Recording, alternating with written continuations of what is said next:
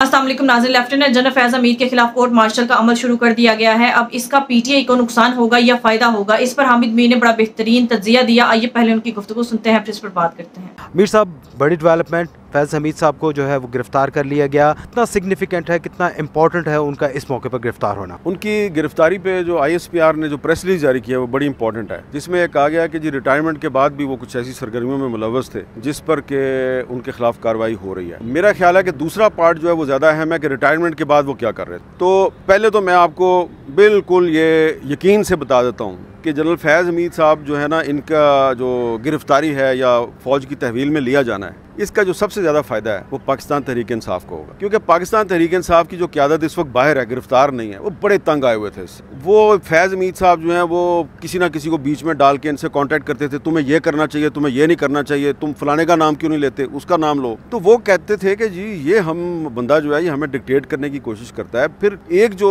तहरीक इंसाफ के रहनुमा है, बड़े सीनियर रहनुमा है, उन्होंने फिर जेल में इमरान खान साहब से बात की कि जी ये जनरल फैज़ साहब जो हैं ये किस चक्कर में हमें जो इंस्ट्रक्शंस दे रहे हैं। और फिर एक मीटिंग हुई अभी थोड़े दिन पहले की बात है, जिसमें तहरीक इंसाफ के 4-5 सीनियर रहनुमा थे और उन्होंने कहा यार इसका क्या करें बंदे का। उन्होंने आपस में नोट्स एक्सचेंज किए, तो बताया कि आपके भी राब्ते में, आपके भी राब्ते में, आपके भी राब्ते में। और वो उनको इस तरीके से इस्तेमाल करने की कोशिश करते थे कि जिससे जनरल फैज़ हमीद साहब के जो पर्सनल स्कोर्स हैं वो सेटल हों, लेकिन तहरीक इंसाफ को उसका सियासी नुकसान होता था। तो इन्होंने थोड़े दिन पहले ये फैसला किया कि हम इस बंदे के साथ अपने राब्ते जो है ना मुकम्मल तौर पे मुनक़ते कर देते। दूसरा जो फ़ायदा है वो क्या है? दूसरा फ़ायदा फ़ौज को होगा, क्योंकि फ़ौज जो है उस पर बड़ा ये इल्ज़ाम लग रहा है कि वो सियासत में मुदाखलत कर रही है और पीछे रह के बिहाइंड द सीन वो सियासी जोड़ तोड़ में हिस्सा लेती है, सिर्फ सियासतदानों को पकड़ती है, जो उनकी अपनी सफ़ों में काली भेड़े हैं उनको नहीं पकड़ते। तो ये अब जनरल फैज़ हमीद को अगर गिरफ्तार किया गया है और उसके खिलाफ कार्रवाई होती है तो उससे फ़ौज का जो इमेज है जिसपे काफ़ी दराड़ें हैं, तो वो दराड़ें जो है उनको फिल करने में उनको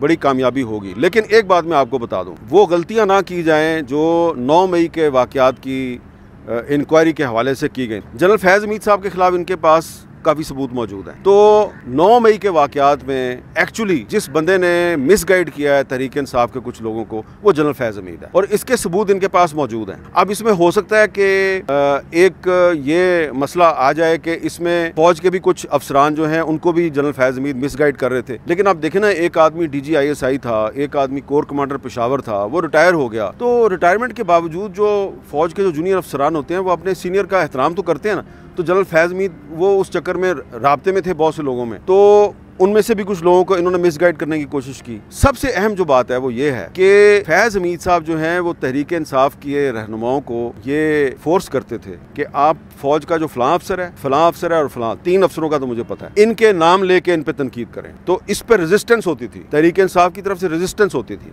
कि ये आप इस तरह ना करें, आप हमें फौज से डायरेक्ट लड़ाई ना करवाएं। और फिर होता यह था कि किसी ना किसी तरीके से वो फिर बोझ जो है सारे का सारा वो इमरान खान साहब उठा लेते थे। DG ISI भी सियासत में मुदाखलत की। फिर जब वो कोर कमांडर पेशावर थे, उन्होंने नवंबर 2022 में आर्मी चीफ बनने के लिए बहुत भरपूर लॉबिंग की। एक कोर कमांडर की हैसियत से वो अपने रिश्तेदारों के ज़रिए नवाज शरीफ साहब को लंदन में कॉन्टैक्ट करते थे और शहबाज शरीफ साहब जो प्राइम मिनिस्टर थे उनके साथ उनकी कैबिनेट के लोगों के जरिए रब्ता करते थे। अब देखिए जनरल फैज़ साहब कितने चालाक आदमी थे कि जनरल बाजवा साहब को कह रहे थे कि मैं आपकी एक्सटेंशन के लिए कोशिश कर रहा हूँ, और बाजवा साहब इस चक्कर में थे कि मुझे एक्सटेंशन मिल जाए। उनकी लॉबिंग की स्किल और डबल गेम कैसी करने के मास्टर थे कि इमरान खान का ख्याल था कि ये तो मेरा आदमी है और शहबाज शरीफ को कह रहे हैं कि नहीं मैं तुम्हारा आदमी हूँ।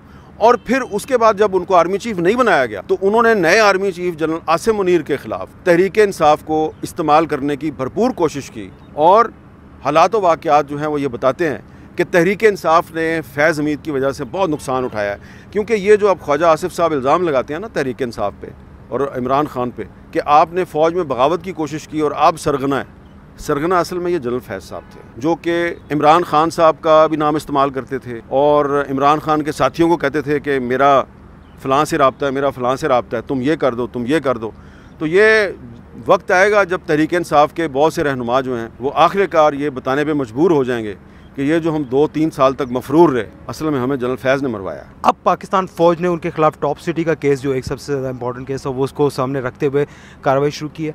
आप क्या समझते हैं कि पाक फ़ौज डिटर्मेंड है कि इनको बिल्कुल जो उनके जराइम है, जो उन्होंने कुछ किया, जो कुछ उनके ऊपर इल्ज़ामात हैं, उनके खिलाफ सबूत जमा करके उनके खिलाफ किया जाएगा? जो कोर्ट ऑफ इंक्वायरी है, क्या वो इस पोजीशन में है कि इनको सख्त सज़ा दिलवा सके?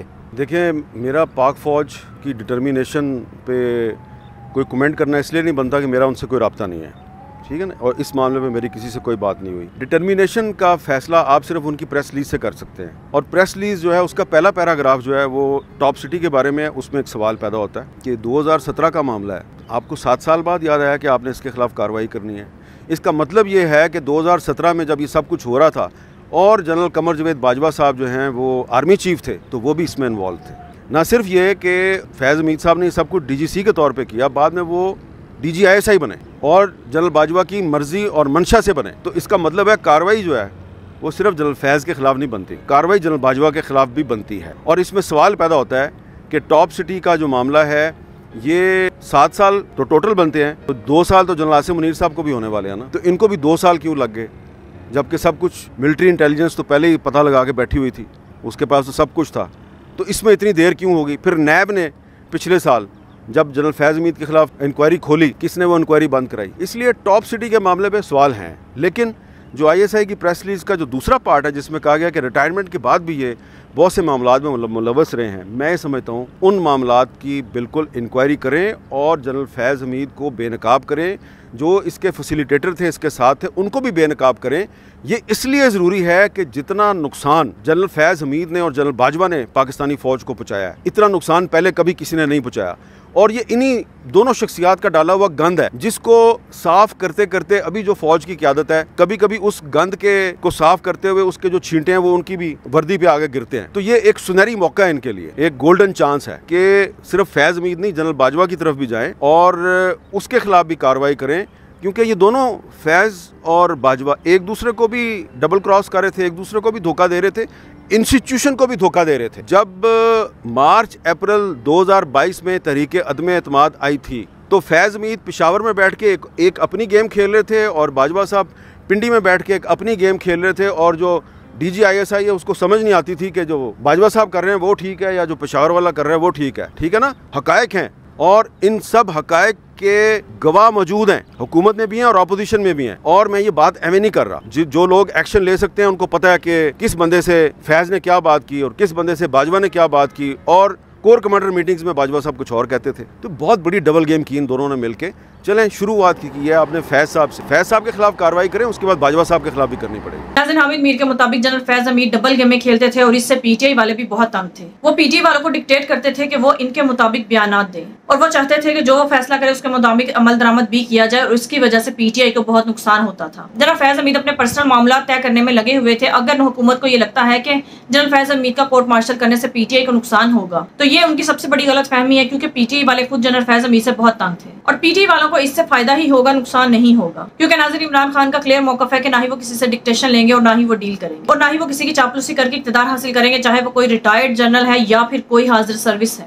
लिहाजा अगर नून लीग वालों को ये लगता है कि जनरल फैज़ हमीद का कोर्ट मार्शल करने से PTI वालों को नुकसान होगा, तो ये उनकी गलतफहमी है। दूसरी तरफ हामिद मीर का ये भी कहना था कि 9 मई का सारा मलबा PTI पर डाल दिया गया है, जबकि ऐसा नहीं है, इसमें जनरल फैज़ हमीद भी शामिल थे। इसके अलावा नाज़रीन, एक और बात बहुत अहम है, अगर ये रवायत शुरू हो ही गई है और जनरल फैज़ हमीद का कोर्ट मार्शल होगा और इस पर अमल दरामद भी शुरू हो चुका है, तो हामिद मीर के मुताबिक जनरल फैज़ हमीद के साथ जनरल बाजवा भी पूरी तरह से शामिल थे, तो उनके खिलाफ भी एक्शन फौज को लेना पड़ेगा। नाज़रीन, एक तरह से ये बात ठीक भी है कि अगर किसी भी इदारे का हाजिर सर्विस अफसर अपनी ताकत के नशे में कोई भी ऐसी हरकत करे जो कानून और आइन के खिलाफ हो, तो उसके खिलाफ भी कोर्ट मार्शल हो जाएगा, चाहे वो सर्विस के दौरान ही क्यों ना हो, और ये एक प्रेसिडेंट सेट हो जाएगा। और इसमें हाजिर सर्विस होना भी जरूरी नहीं, कोई रिटायर भी हो गया हो तो उसके खिलाफ भी कार्रवाई हो सकती है।